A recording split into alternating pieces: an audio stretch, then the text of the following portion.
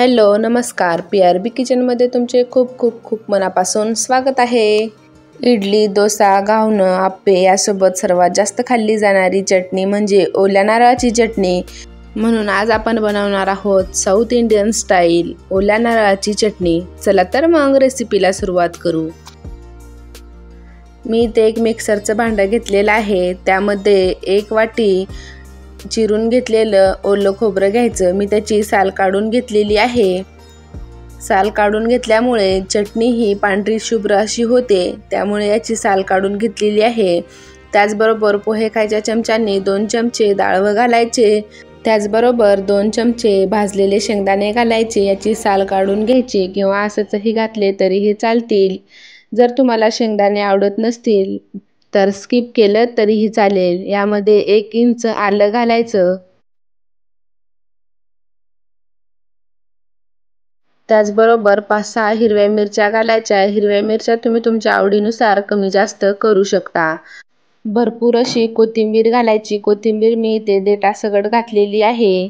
सर्वात शेवटी चवीनुसार मीठ घालायचं व थोडं थोडं पाणी घालून याची छान अशी चटणी वाटून घ्यायची।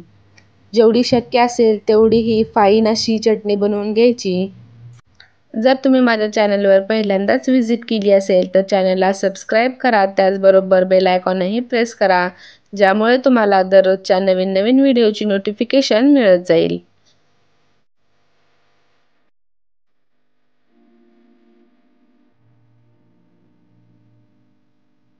इथे पाहू शकता चटणी वाटून झालेली आहे। एकदम फाईन अशी चटणी वाटून घ्यायची। याची कन्सिस्टन्सी तुम्ही पाहू शकता, अगदी परफेक्ट अशी आहे। यापेक्षा थोडीशी पातळ हवी असेल तर तुम्ही यामध्ये पाणी ॲड करू शकता। आता ही चटणी एका बाउलमध्ये काढून घेऊ। ही चटणी अशीचही खाल्ली तरीही खूप छान लागते, पण आपण याला तडका देणार आहोत। तडका दिल्यामुळे याची चव अधिकच वाढते। शेंगदाणे स्किप केले तरीही चालतील, पण शेंगदाणे आणि डाळव घातल्यामुळे ही चटणी छान दाटसर अशी होते। व्हिडिओ पूर्ण पाहिल्यानंतर जर व्हिडिओ आवडला तर व्हिडिओला लाईक करा। त्याचबरोबर व्हिडिओ कसा वाटला हे कमेंट करून नक्की सांगा।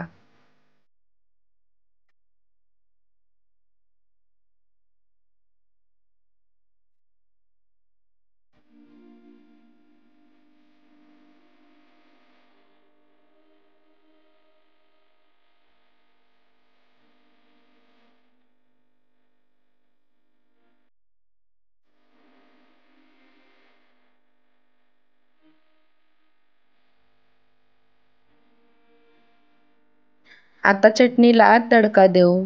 तडका देण्यासाठी मी इथे गॅसवर एक पॅन ठेवलेला आहे, त्यामध्ये 2 चमचे तेल घातलेलं आहे।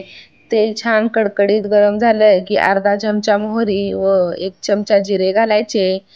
जिरे मोहरी छान तडतडली की यामध्ये कढीपत्ता घालायचा।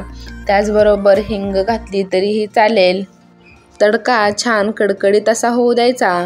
आता हा कडकडीत तडका चटणीवर घालायचा। चटणीवर तडका घातल्यानंतर चटणी छान मिक्स करून घ्यायची। इथे चटणी बनवून तयार झालेली आहे। आता ही चटणी तुम्ही इडली सोबत, डोसा सोबत, आप्प्यासोबत कशासोबतही खाऊ शकता। इथे आपली साऊथ इंडियन स्टाईल ओल्या नारळाची चटणी बनवून तयार झालेली आहे। व्हिडिओ आवडला असेल तर व्हिडिओला लाईक करा, शेअर करा व चॅनलवर नवीन असाल तर चॅनलला सबस्क्राईब करायला विसरू नका। भेटूया अशा छान मस्त अशा रेसिपी सोबत। तोपर्यंत बाय बाय।